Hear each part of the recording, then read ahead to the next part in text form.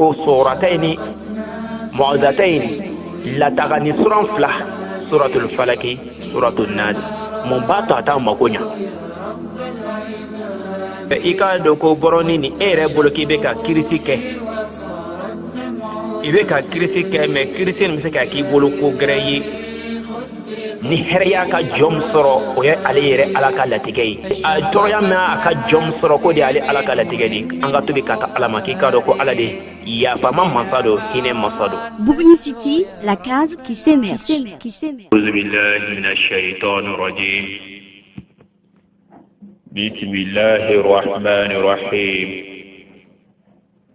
Thumma salatu wassalamu ala ashrafil mursalin وعلى آله وصحبه أجمعين ومن تبعهم بإحسان إلى يوم الدين فإن أصدق الحديث كتاب الله وخير الهدي هدي محمد صلى الله عليه وسلم وشر الأمور محدثاتها وكل محدثة بدعة وكل بدعة ضلالة وكل ضلالة في النار. إن الحمد لله نحمده ونستعينه ونستغفره ونعوذ بالله من شرور أنفسنا ومن سيئات أعمالنا من يهده الله فلا مضل له ومن يضلل فلا هادي له وأشهد أن لا إله إلا الله وحده لا شريك له وأشهد أن محمدا عبده ورسوله. أما بعد، يا أيها الذين آمنوا اتقوا الله حق تقاته ولا تموتن إلا وأنتم مسلمون. يا أيها الناس اتقوا ربكم الذي خلقكم من نفس واحدة وخلق منها زوجها وبث منهما رجالا كثيرا ونساء واتقوا الله الذي تساءلون به والأرحام إن الله كان عليكم رقيبا. يا أيها الذين آمنوا اتقوا الله وقولوا قولا سديدا يصلح لكم أعمالكم ويغفر لكم ذنوبكم ومن يطع الله ورسوله فقد فاز فوزا عظيما. ثم أما بعد، رب اشرح لي صدري ويسر لي أمري واحلل عقدة من لساني يفقه قولي. اللهم علمنا ما ينفعنا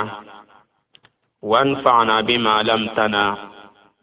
وزدنا علما. اللهم علمني ما ينفعنا وانفعنا بما علمتنا وزدنا علما. رب اشرح لي صدري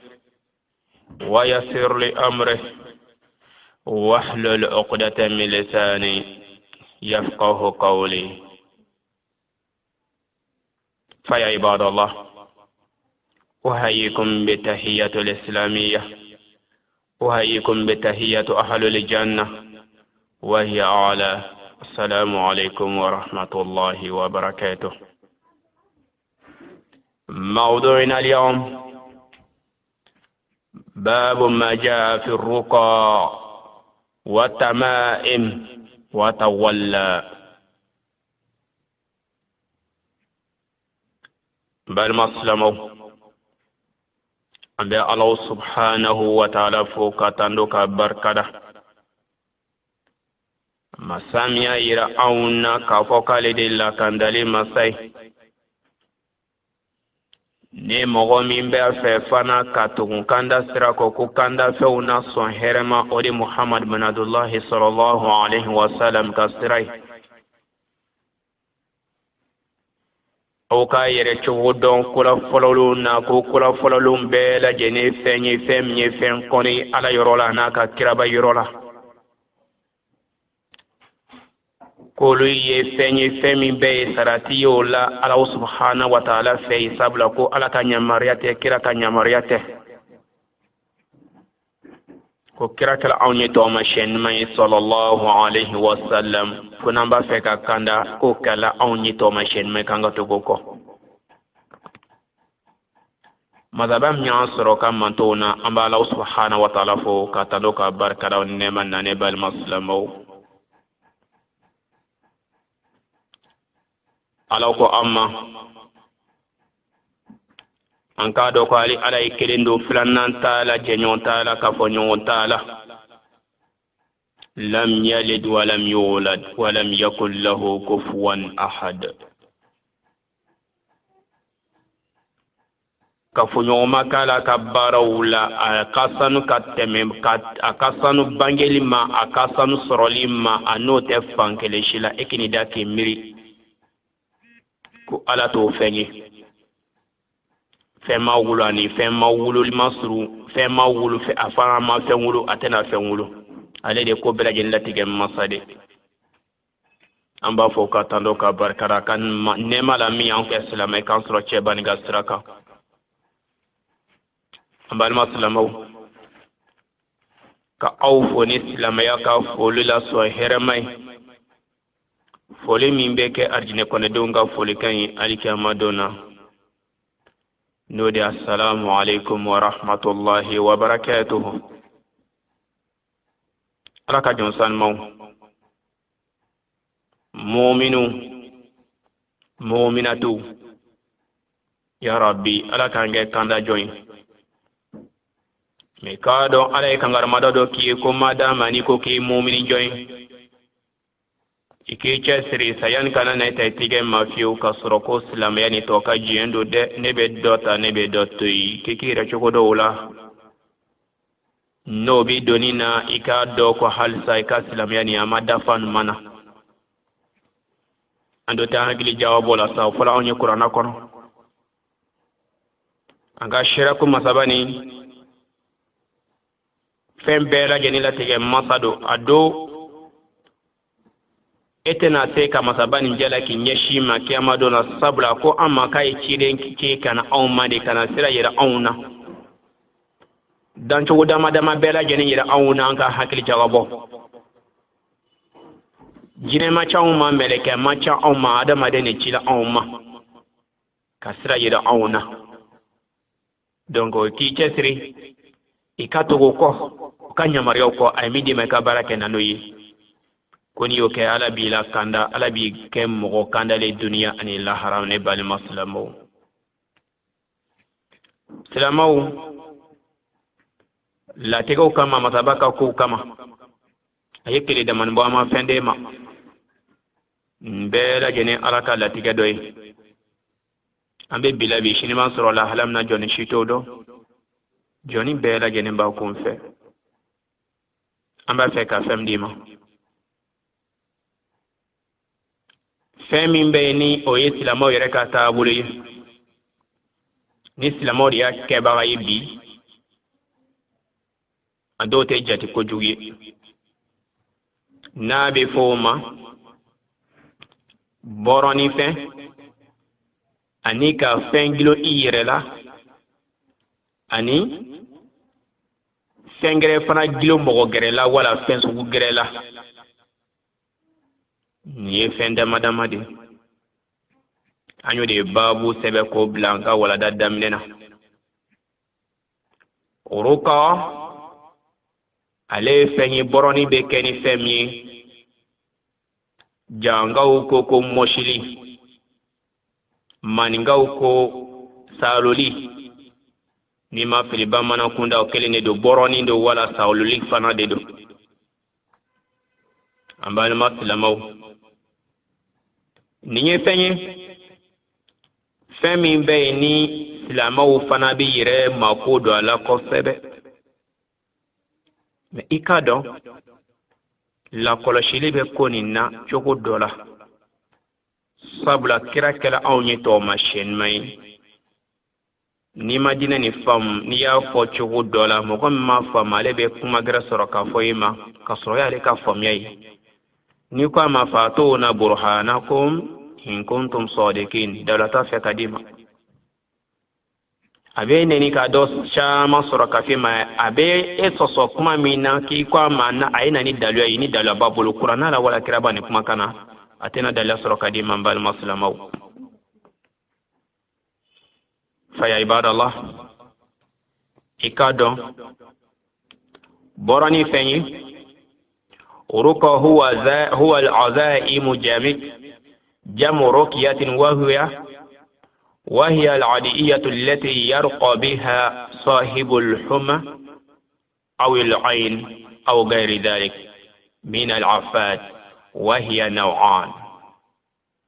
إكادو كوبرونيني أبي مصر كنبا طيرة دوبيكا مغورو باسي ولا إيرد دولو نبا فكا دوبرو ولا إبا فكا مغورو فراكي ناني أي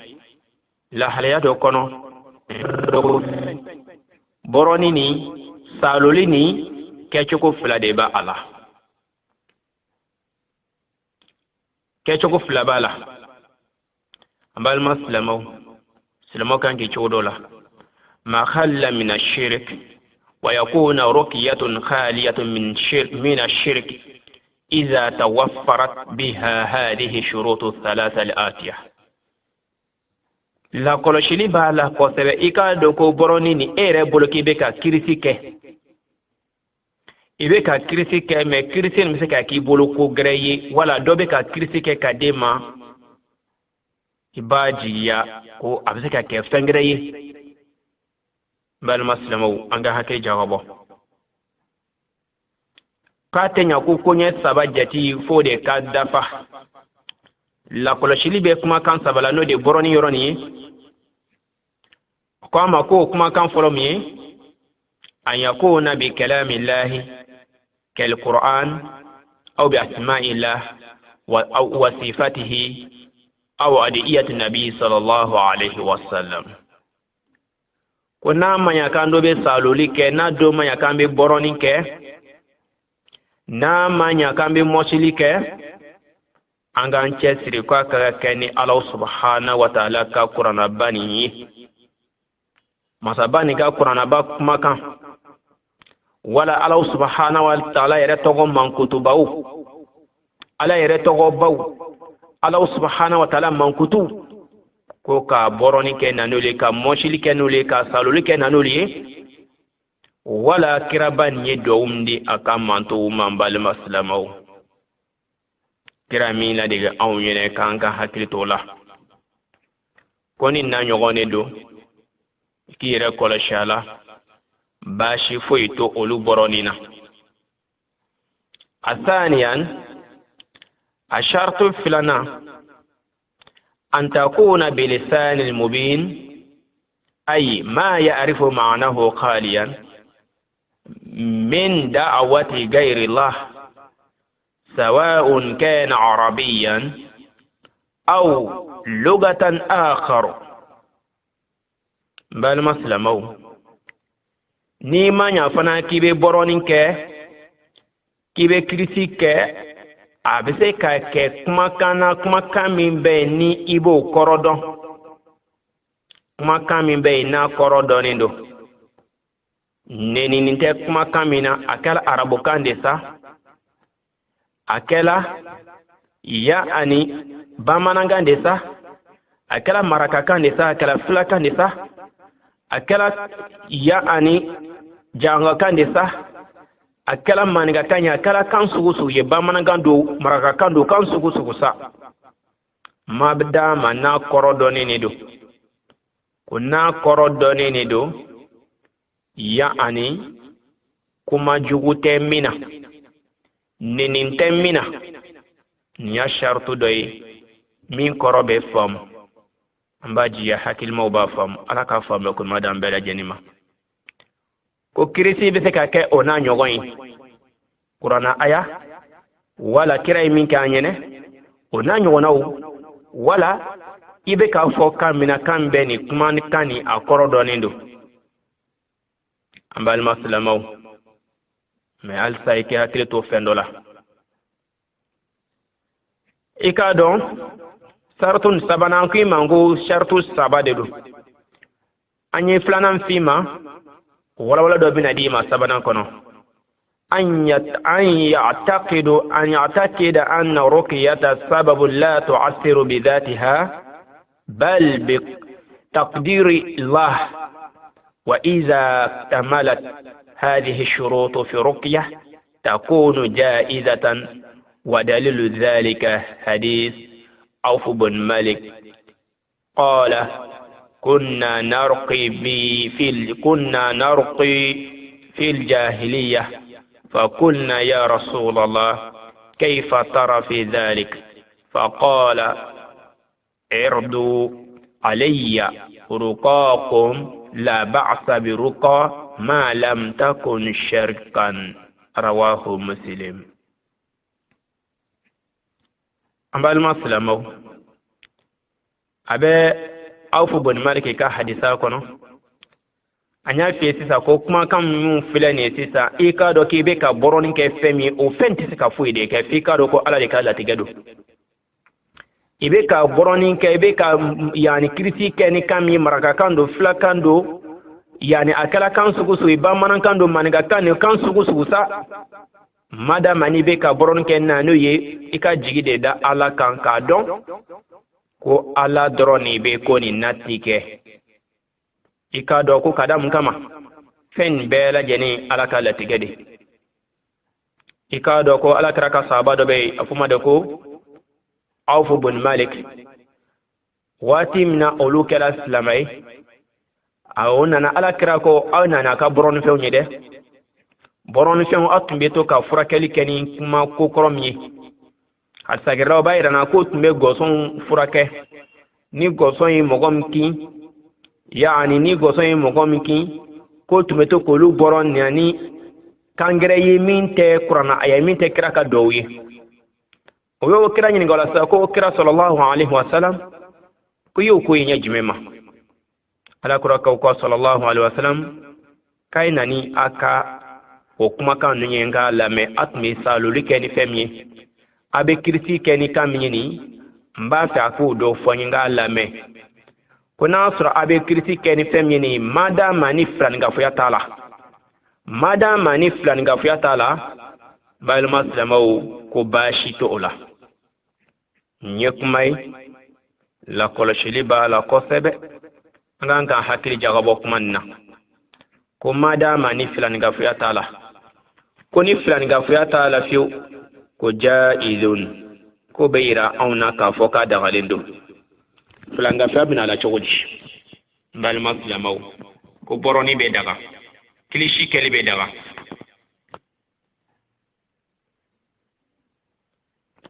e ya fam ko ja kilishi kelibe daga ina no fam lon ge bago kote o be alakrata kuma kana sallallahu alaihi wasallam muslim ka hadisalan kaluna aywa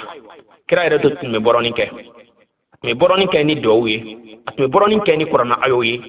kira fana ka sawa ye boroni ke ni qur'ana ayayi ambal maslamaw mena na fo awnye ko ni mo wombe ko ni boroni ke ko na soro flan ga fuyate ala fiu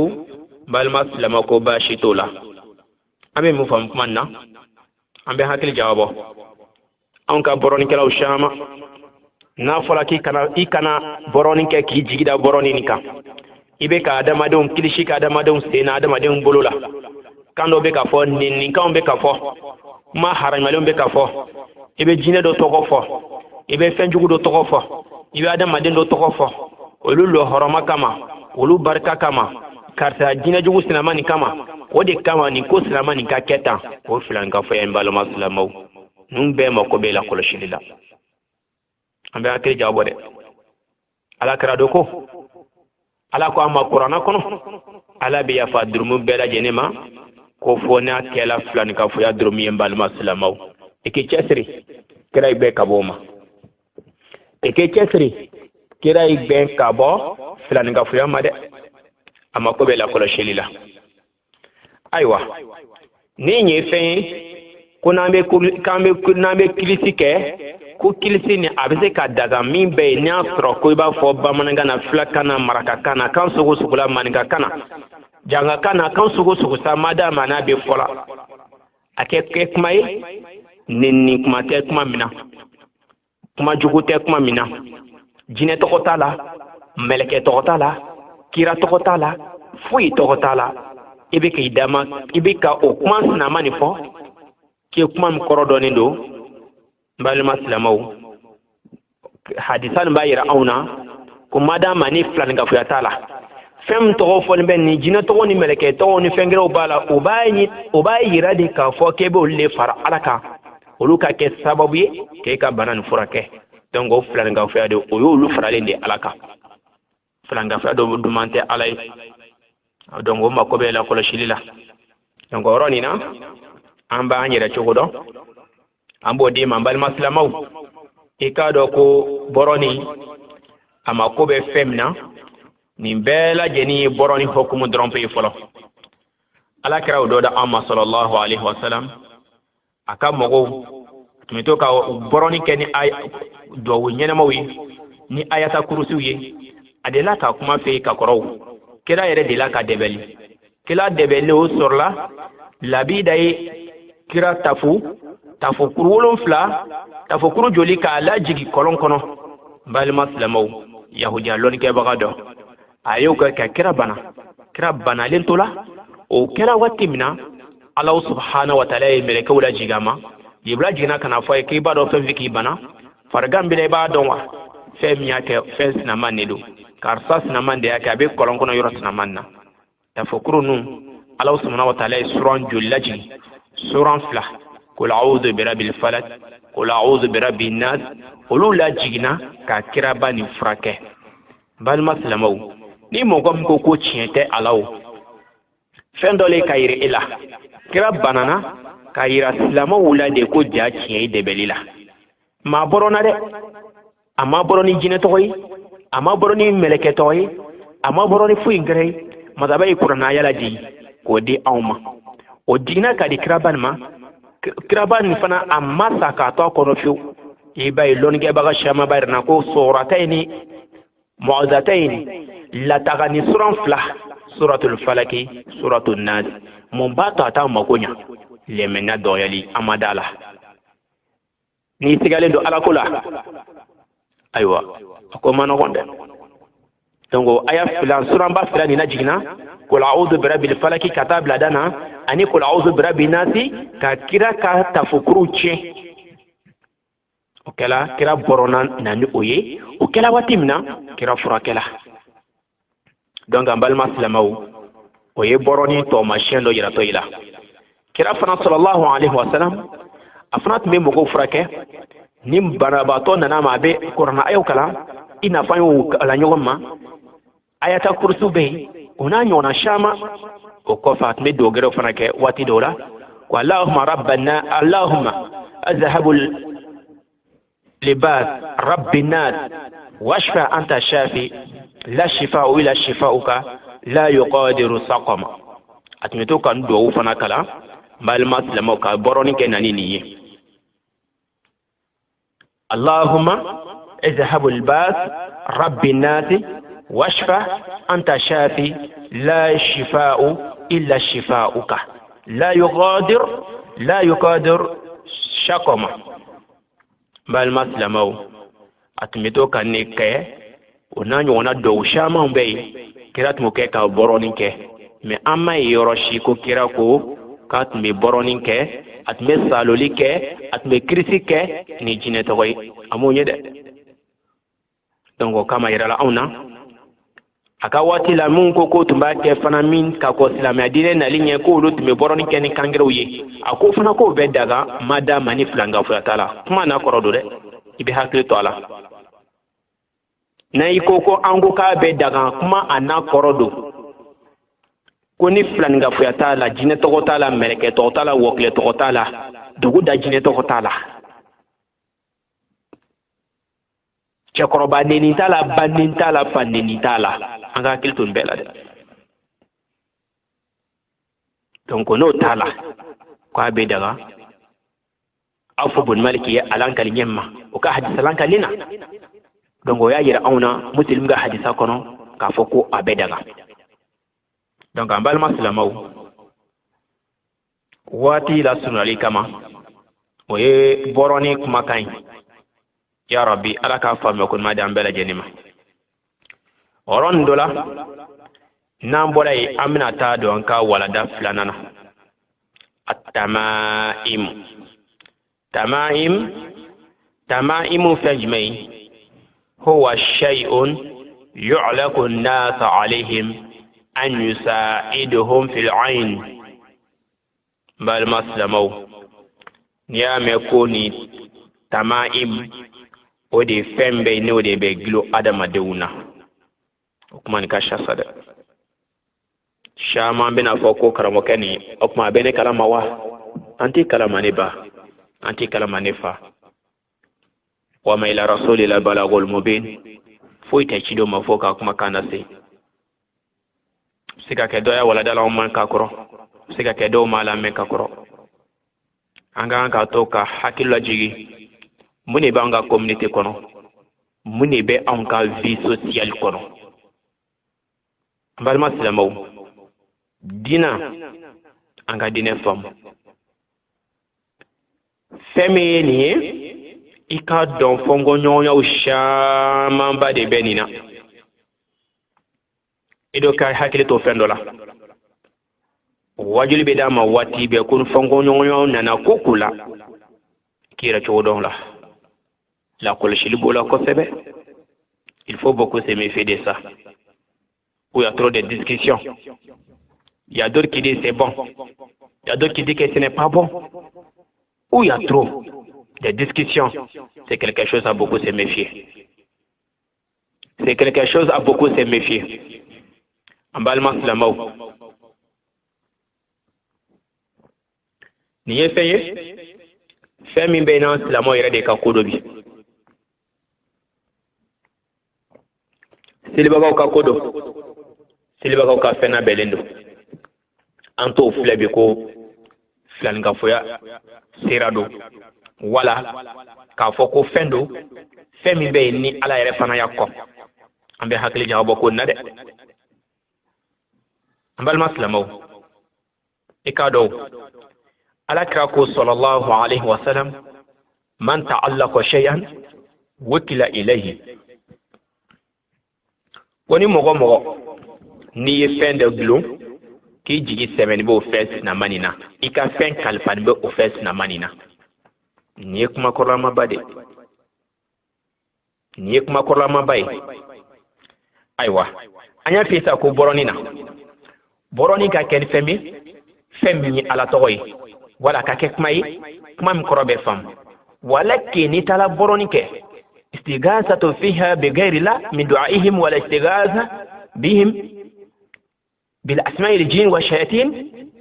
jinɛ tɔgɔ ni mɛlɛkɛ tɔgɔ ni yaani mɔgɔba tɔgɔ ni an ka sheku ye ni an ka karamɔgɔ sinama olu barika ni fɛn na ɲɔgɔnna dama dama an y'a f'i ko ye haramu ye kira y'an bɛɛ ka b'o ma sabula o bɛɛ bɛ don filaninkafoya babu kɔnɔ o ye bɛ ka kuma dɔ fɔ i da la k'i bɛ ka bɔrɔnin kɛ ni kan min ye ayiwa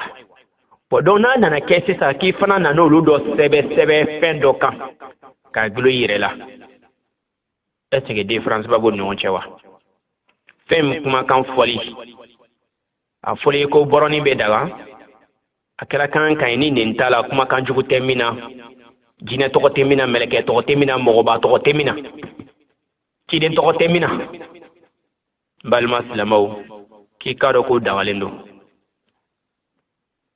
i k'a dɔn manamanakan dɔw fɔ ten min kɔrɔ tɛ dɔn an gbɛni don ka bɔ o ma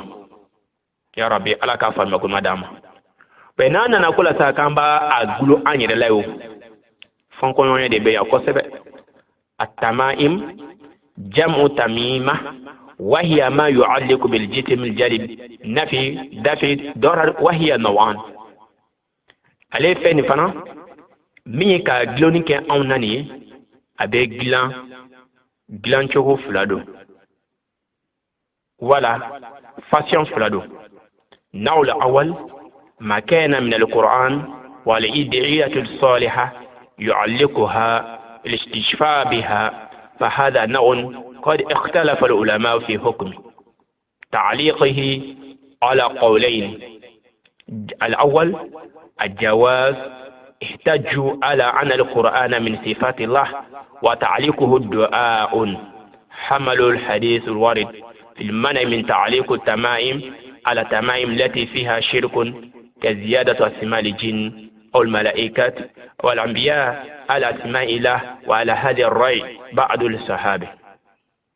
وبعض السلف كعبد الله بن عمر وما أشبه ذلك. ونوع ثاني احتجوا بحديث رسول الله صلى الله عليه وسلم: من تعلق بالتميمة فقد أشرك. وقول تميمة فهي نكرة والنكرة تعم. بل مسلمو فنبك كبروني كليشيلا كوي فين حرم يلين ممي سيساكو كسبه أكسبه دين كاغلو إيرلا فونكو نيونيو شاما بدي بالا لونجي بغا دو إيرانا لونجي بغا فولين دو نيوغون parti do ko abese kadam kama ko ala togodo ala mankutu do ko qur'ana do ko sebe ko gile la ko furakel buluma ko bashitola aywa ko kadam kama ala togoni ala mankutu do. Donc madame ko ni jina totala meleke totala filanga fiya fanshitala ulu shima para qur'an ayani kan mal maslamaw ko bashitola o lonike ba do kuma kan o sa ko lonike ba do kuma kan do nana fo do ko sa ko no ika don ko alakira ko sallallahu alaihi wasallam ko mogo ni fenglu yire la ke flaka fo alaka amma wala da amala ni ala to de ni nta ala to yi kam wala de awma aywa mbal maslamaw fongo nya jume be ay mu fami akuma ni kono anga ga hakili jawabo ikado femine donné ibena glo irela qur'ana aya de be ka sebe ikado ye qur'ana aya de sebe ki ba glo irela ki yira fura kay na fambe jin kilim nabi kuna banato kasha debeltugu kasha mogo ka mangazanda ube ona nyona ushama be mobulu be bolifon la tagani ni bela jeni ni nyonya le bi sila makunda amba fo ko sila mode bakade bal maslamaw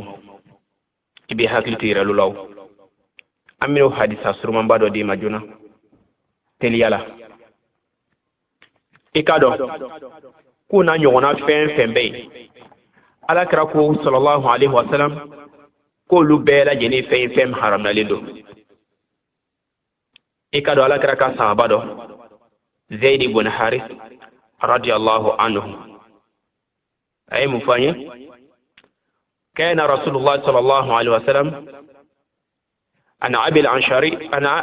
al-bashar al-ansari إنه كان مع النبي صلى الله عليه وسلم في بعض أسفاره فأرسل رسوله صلى الله عليه وسلم أن لا يبقين في رقبة بعير قلادة من وتر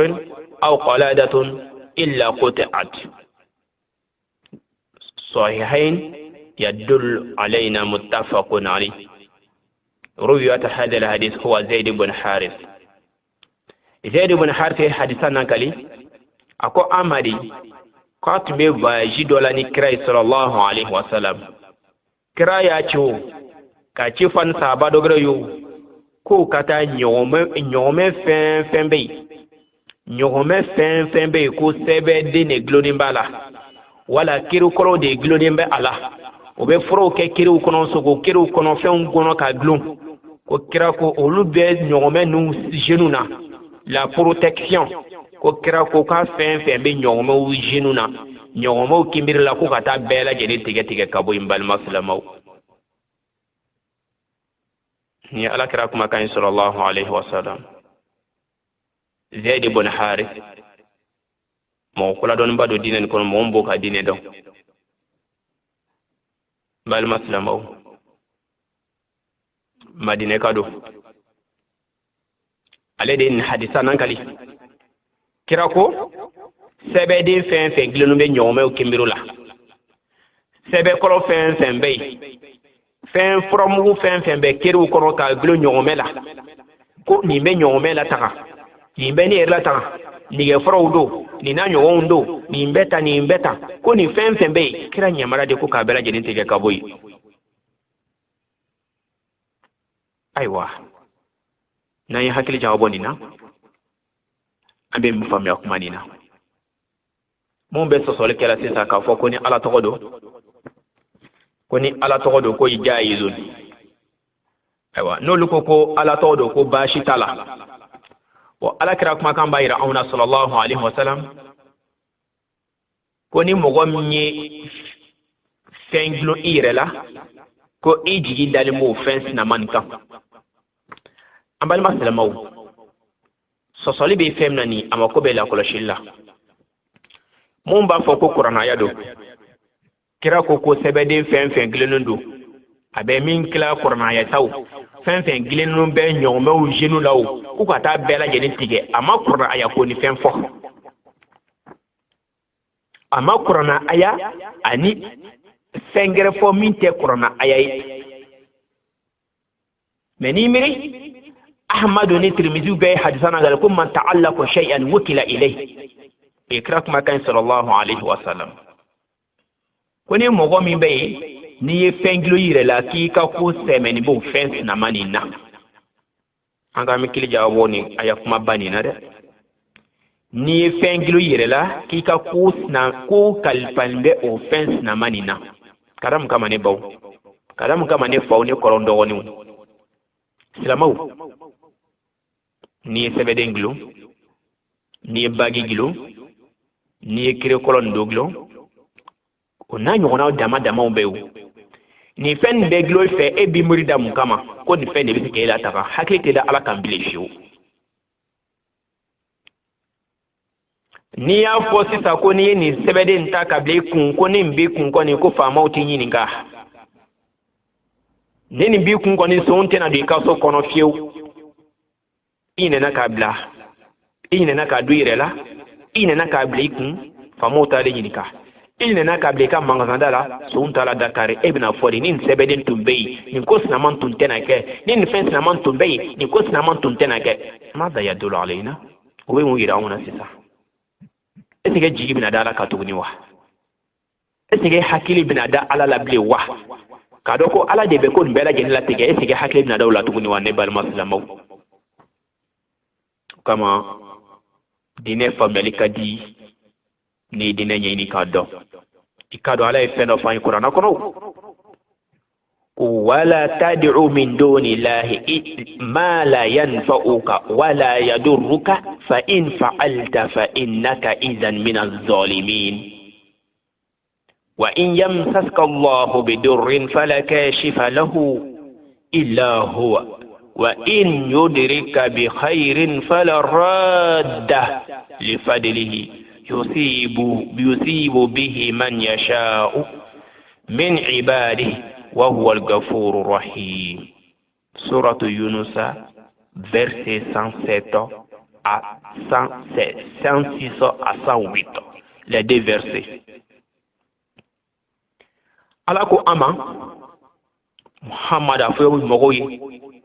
o kana fila ka fo ala mo kana ala nyona gere wele fo shila ka fara ala ka fem kise ka o nafa ate ka toroya wili ka bolu kan kone mo et adamade quiconque de le faire de m'associer de s'adresser une d'autres choses sur moi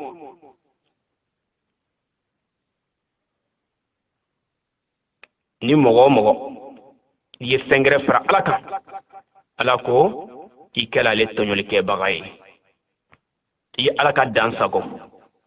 ni ala tonyo yi alaka dansa o sara gra jume bolane balma islamo anga nyira mayinika anga hakili jawabo anye kuma foni ba jiga hakilmo ba fam amin bi fe ka so kono butiki dawla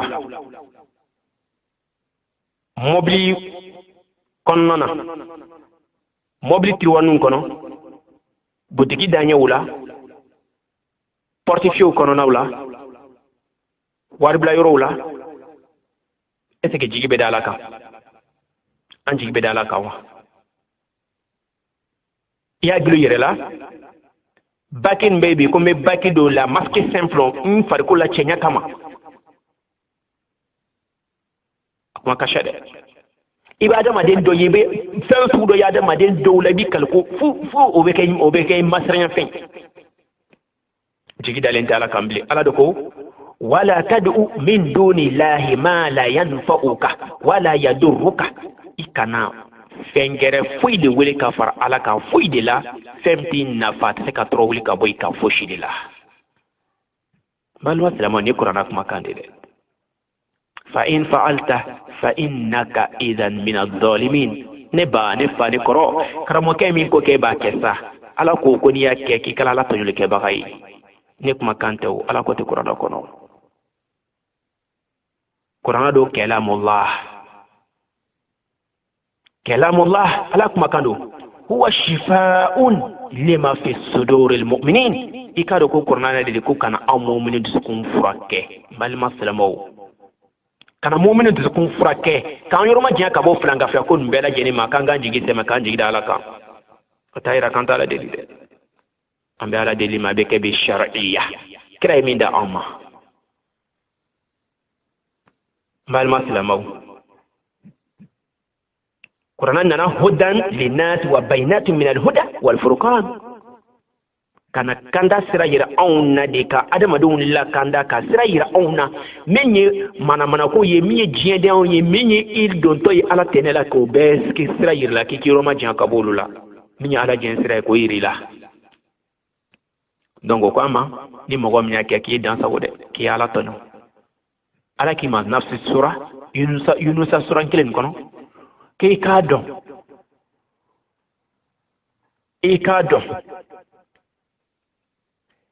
ko toroya ni masaba ya la ni ko debe isra ko ne ale ala te fuyi de te ko bali wallahi ala ko te qur'ana kono toroya fa polusu de bi ni mina ni kasara ni bi ni sro ni mangoya ni bi ni sro ni mbena keta ibina asida ninke ni ko sinama ni bena ke bal maslamo ko na ala ko de be sro na ade ala kilinte ko foide te ko bali ale ala kilin fana ko amadi ko here ko fana na ale arade o here la nyini ko lase ema ko ede bena ni heren sro ede dana de kibina miliyar sro ede dan ne kibina million sro idal ne kibina sanke men balo sambi shekin sambi woro sambi duru bal maslamo nan kama de o ba takke o be kla ki yeki toy ko fuide tise ko here ko mbali abadan ko foni min jala ale allah subhanahu wa ta'ala ni here ya ka jom soro o ya ale yere alaka latigay ni minyi a toroya ma aka jom soro ko de ale alaka latigay ni anga tubi kata alama ki ka do ko ala de ya fama masado hine masado ambal maslamaw ante hakili jawabo ambe hakili jawabo fendama tuni be nyona ni mako be wala li dola watawalla ay fo ni tama imunyi ni be mo ko roba kunda bi abe kramo kunda bi abe kalandan kunda bi anga faso labi arajo so tese ka tourner ni ya tourner arajo so be ya ben ka keme yirika wo ta fongo bi de ba fongo keme yirika wo arajo so be ko sebere ngo kuma te fala arajo so be ni ba fe ka jamma soro sisa ko sas ko ni ba fe ka jamma soro anga blola de faida nanya bla sisa ero be ji fam bela jeni nambal maslamo anga sara lañi amada bo kama aywa n'a fɔra ko ala tɔgɔ ko baasi tɛ ko la ko k'o gɛn yɛrɛ la o e b'anw ɲininka silamɛw an mako bɛ fɛn dɔ la halisa an mako bɛ fɛn dɔ la ko an ka sɛbɛdenw gulo an yɛrɛ la ko kɔrɔnaya don ko madama ni filankafoya fan si t'a la lɔnnikɛbaa dɔw ko baasi t'o la oui mais lɔnnikɛbaa dɔw nana min yira anw na o i bɛ hakili to olu ka kumakan na est ce que lɔnnikɛbagaw min ko sisan k'a fɔ ko kuranna aya nin kira ko sallallahu alaihi wa sallam ko ni mɔgɔ min fɛn gulo yɛrɛ la ko i jigi dalen b'o fɛn sinama nin kan i ka ko b'o fɛn sinama nin bolo o bɛ mun yira anw na n balima silamɛw ayiwa ne baw sɛbɛden gilona ka d'i ma c'est la protection c'est qu'on dit non moi c'est qu'ils disent que c'est la protection contre les mauvaises personnes, protection contre tes ennemis, protection contre tes épouses, protection contre ton mari, protection contre ta femme, protection contre tes frères, protection contre tes ennemis, protection contre tes travailleurs, protection contre tes amis, etc., etc. On a joli ça. Aïwa. Je nous demande, soit je vous demande, m'aw ɲininka fɛn dɔ la. A bɛ daga aw ye wa silamɛw, kira y'aw yira aw la o, aw bɛ se ka kuranna ta ka don ɲɛgɛn kɔnɔ wa? O bɛ daga wa? Kuranna, an k'a kɛ sɛbɛden ka d'i ma. N'a kɛra sɛbɛden ka d'i ma, a bɛ daga ye a ka don ɲɛgɛn kɔnɔ wa? Point d'interrogation. I b'i yɛrɛ maɲininka o la. Ni be do ni ko ne ba fadi Allahumma inni a'udhu bika min al-khubuthi wal khaba'ith imay ala ya adam adin boya wa qad karamna bani adam ko hali ngen kono nate an ye baro ke yoro yi meleken be do ko ngen kono be to kelma e langolo ne do lu ko ke kana doni e yi ngen ulu te de en no fe ala ba fako ka to ngen dala ni e kwana ngen kono lu ba fako be giri kado sabula lu be ke koroshi wala u be ke ka son sebe ko le adama ala ye adama de ni bonya adama de yere de ba yere dogoya balma silamo ne be do ngen kono e be ta la hariyam kono e bo don e be fembe la jeni bo kabla kenema e be ta nyema yere bo don abe daga ina ala to ni ka do ngen kono tu es sûr ni be na do ngen kono fana sebede ni ala to ni be na se ka bo kabili bul wati be la jeni na kenema ni be se ko teni ko jine to ta la meleke to ta la fui faranta kan aywa o ya sharti do ide o ye point d'interrogation en kan yere maɲininka en deuxième condition i y'a bila i ka mobili kɔnɔ o i y'a bila i ka magasin da la o e jigi dalen tɛ ala kan bilen i jigi dalen b'o de fɛn kan ni dɔ jigi dalen b'a kan ala ko ni jigi da fɛn min kan kira ko ni jigi dalen bɛ fɛn min kan ko de ka ko ɲɛbɔbaga ye ala bɛ fɛn dɔ fɔ ye se suratu ya'ni talaqi kɔnɔ ومن يتق الله يجعل له مخرجا ويرزقه من حيث لا يحتسب ومن يتوكل على الله فهو حسبه إلى الآخر الآية بل ما سلموا كوني مغمي سرنا على كفو الله كبودا دو تيلا مغمى ني سرنا على ko ala bi garsɛgɛ fɛn min na fɛn min bɛ i fɛ jalakili tɛ min kɔfɛ kɔn tɛ bɔli tɛ min kɔfɛ bilen a bi i garsɛgɛ fɛn min ka di ale yɛrɛ ye lahariyaw la i ni min ka kan ni kɛla ale ɲɛsiran jɔn ye ala de fɔ a ye kuranna kɔnɔ fi suratul talaq k'i k'i jigi sɛmɛ ala la wa man yatawakkal ala allahi fa huwa hasibuhu ko ni jigi sɛbɛ k'i jigi da ala ka kala bi ka ko ɲɛnɛbɔ karamɔgɔkɛ ma fɔ k'i kana duwawu kɛ dɛ mɔgɔ min bɛ duwawu kɛ ani mɔgɔ min tɛ duwawu kɛ a tɛ kelen ye mɔgɔ min bɛ wuli ka seli ani mɔgɔ min tɛ wuli ka seli a tɛ kelen ye mɔgɔ min ye silamɛ ani mɔgɔ min tɛ silamɛ ye a tɛ kelen ye mɛ n balima silamɛw an ka wuli sa mana fɔni ka bɔ i ɲɛ la ten mana tigɛ ka bɔ i ɲɛda la silamɛya tɛ image fouille n'importe comment kira ma min kɛ ko de b'a dɔn anw fɛ bi anw ka bi karamɔgɔw ko k'olu b'a dɔn bi ka tɛmɛ kira kan n'a sɔrɔ k'a tun bɛ daga kira tun bɛna sahabaw yamaruya k'a fɔ ko sɛbɛdenw mun bɛ kirikɔrɔw fɛnw bɛ ɲɔgɔmɛ jenu na ɲɔgɔmɛ kibla ko k'a bɛɛ lajɛlen tigɛ ka bɔ yen wa a tun t'o yamaruya di dɛ mais ale ko k'a bɛɛ lajɛlen tigɛ ka bɔ yen wa man yatawakkal ala Allahi fa huwa hasibuhu ni y'i jigi sɛmɛ k'i jigi da ala kan ko ala b'i ka koɲɛ bɛɛ lajɛlen ɲɛnabɔ n balima silamɛw a bɛ kuma dɔ fɛn fana fɛ suratul Maryama ko a ko an ma cogo di inna alladhina amanu wa amilu salihat sayaj'alu lahum rahmanu wudda ay mawaddatun wa mahabbatun rabban tahal iman balima silamɛw farkaini min maqam wa ahsan dunya ko ni mɔgɔ min siranna ala ɲɛ kɛla lɛmina jɔn ka tila ka baara ɲuman kɛ ko fɔ ala ka jɔyɔrɔ ɲɛnama de ma duniya ka tila fana ka i fana ɲɛsigi kiyama hɛrɛ la nin bɛ suratul Maryama fana kɔnɔ an ka sabali sa diinɛ nin n'i y'a faamu hali ni ma diɲɛ sɔrɔ ne baw ne faw ne kɔrɔw i k'a dɔn ko fɛnba dɔ bɛ yen a ɲɛ bilalen bɛ ɲɛ o de kiyama ye kiyama ta de laban ye badabada hɛrɛ min tɛ ban fiyewu o de ye badabada ye bal tusiruna alhayata dunya dunya ta nin ye garanti t'a la wal akhiratu khayrun wa abqa kiyama ta laban de b'o la o de tɛ ban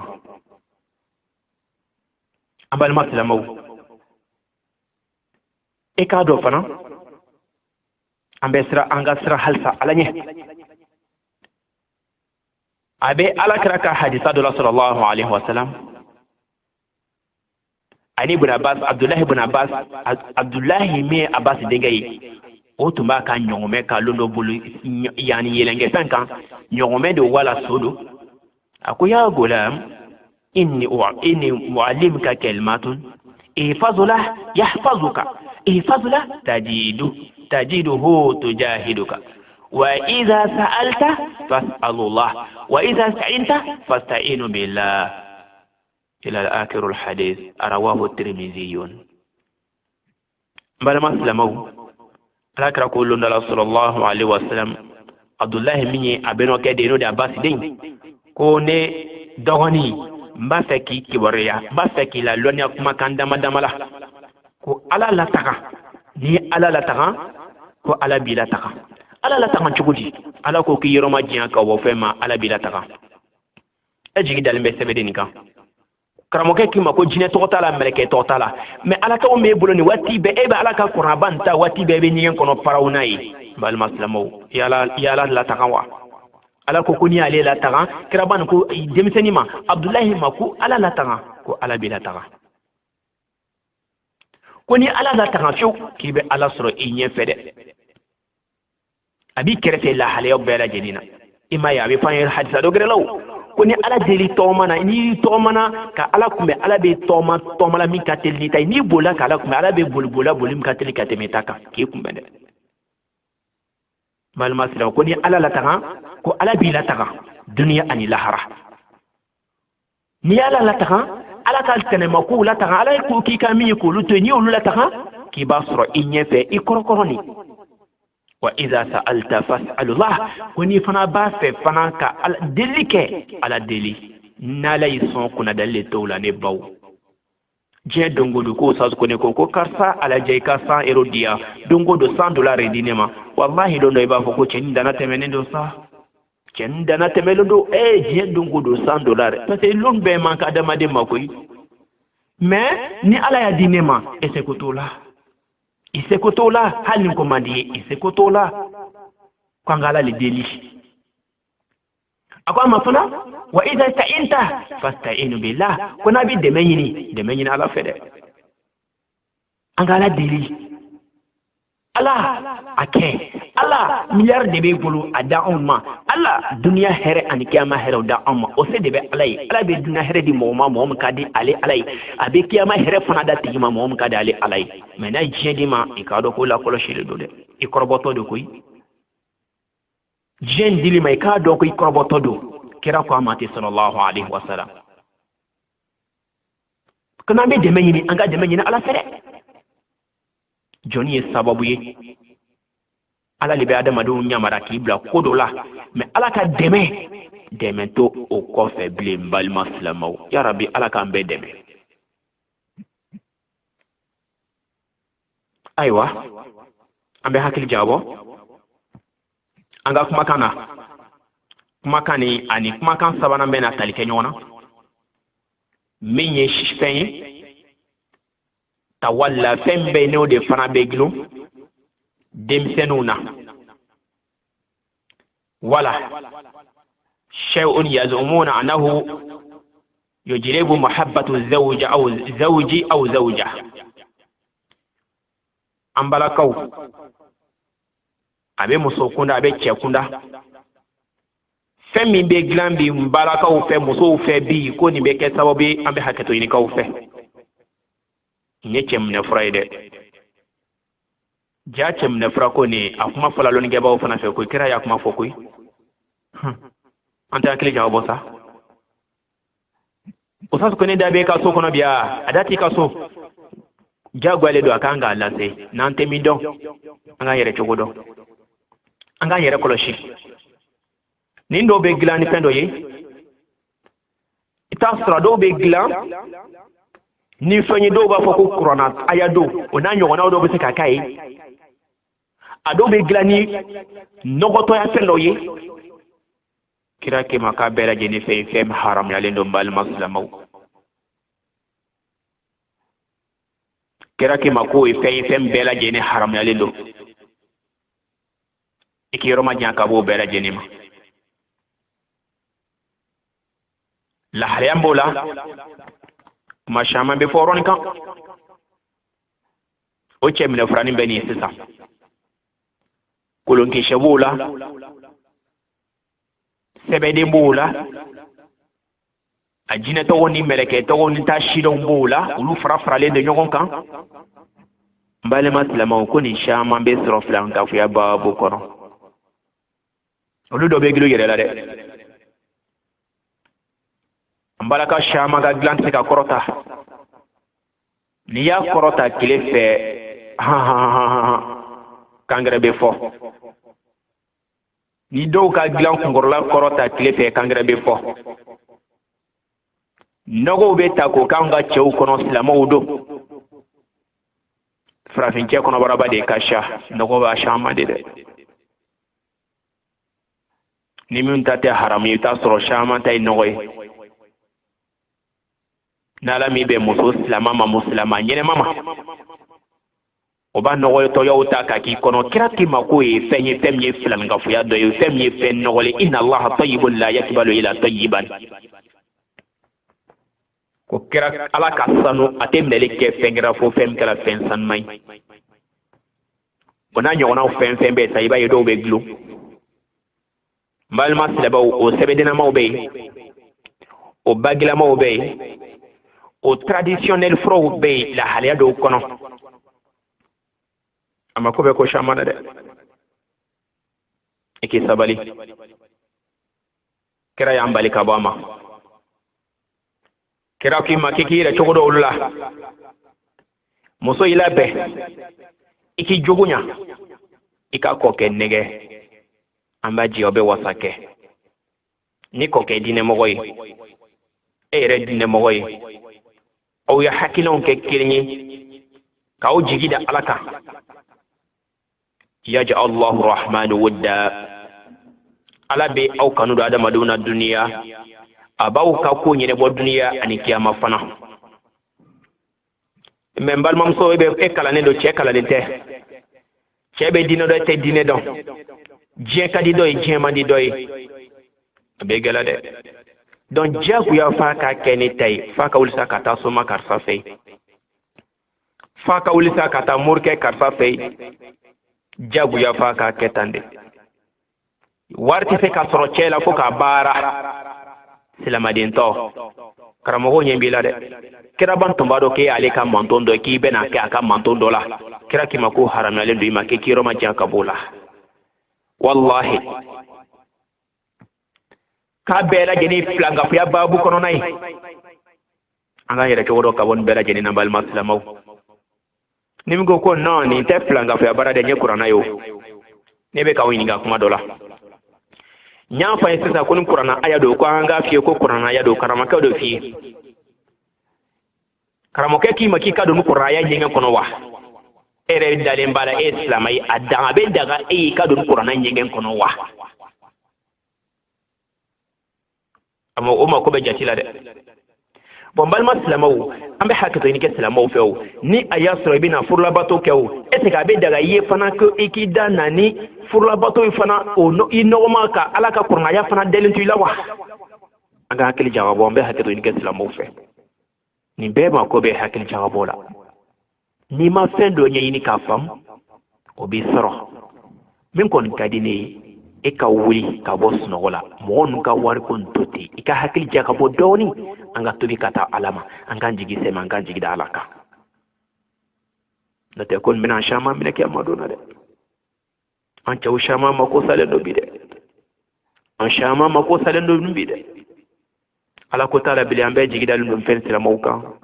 lahalayaw bɛɛ lajɛlen na ne baw ne faw ne kɔrɔw ne dɔgɔninw ko silamaw de don fatakullah ko an ka sira ala ɲɛ saya kana na anw tantigɛ ma ka sɔrɔ an ka silamɛya tɔ ka diɲɛ don dɛ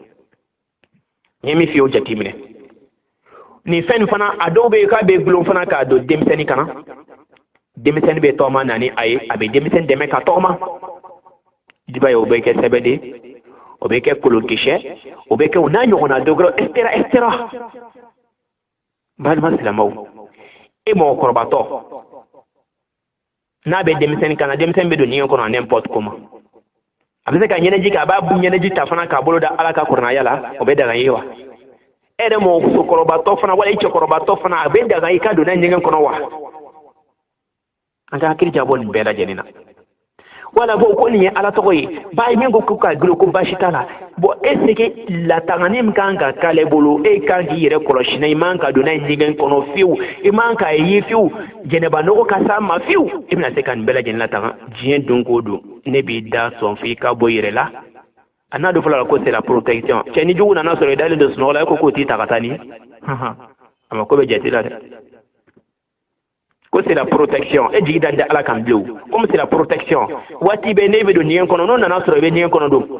n'o ye kɔrɔtɔw fili ma olu bɛna k'i to ɲɛgɛn kɔnɔ da tɛ nin sɔrɔ an t'an jigi sɛmɛ an k'an jigi da ala kan ko ni min b'an sɔrɔ ala ko ko foyi tɛ se k'o bali n'ale ala tɛ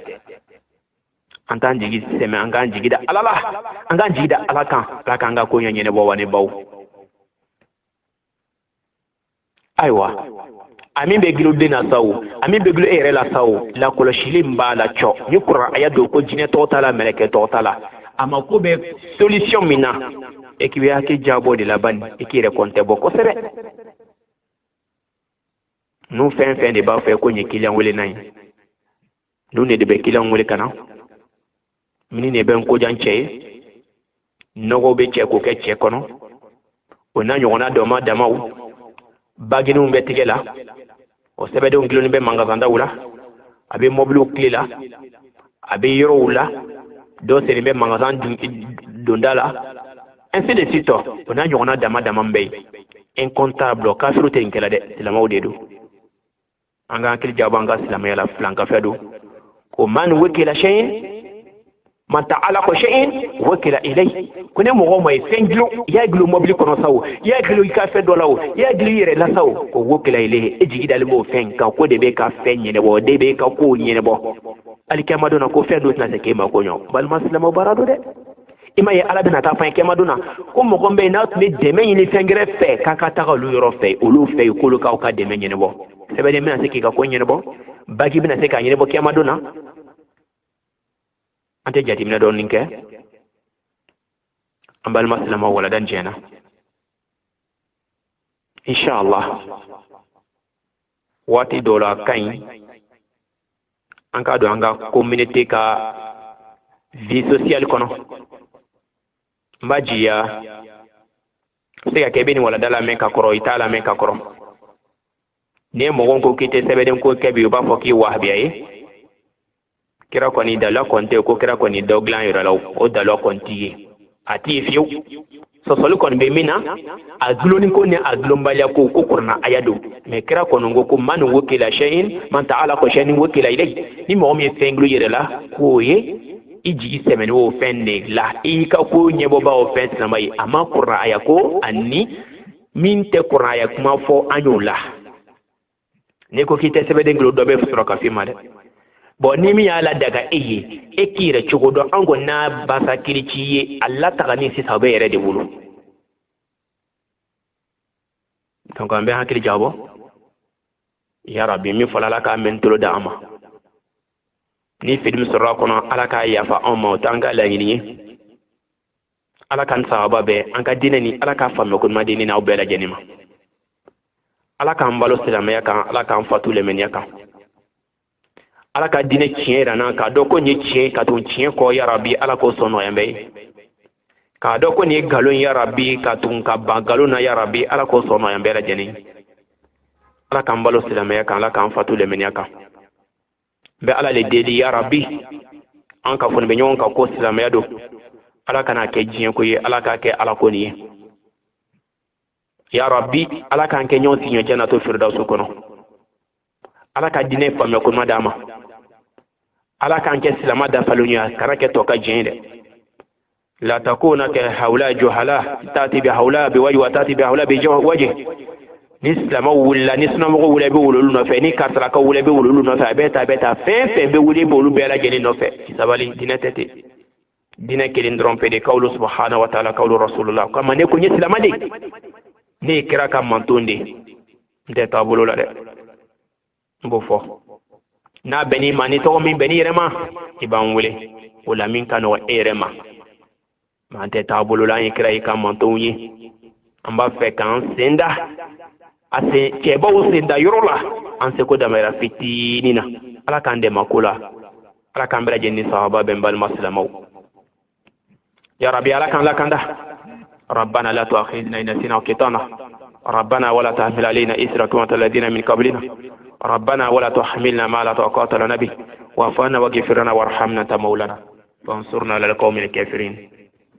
اللهم أعز الإسلام والمسلمين وأذل الشرك والمشركين ودامر الداعين اللهم من أراد المسلمون بسوء فاشغله في نفسه اللهم إنا نجعلك في نهورهم ونعوذ بك من شرورهم اللهم اكفينا منه بما شئت برحمتك يا أرحم الراحمين اللهم لا تدع لنا في مقامنا هذا ذنبا إلا غفرته ولا هما إلا فرجته ولا دينا إلا قضيته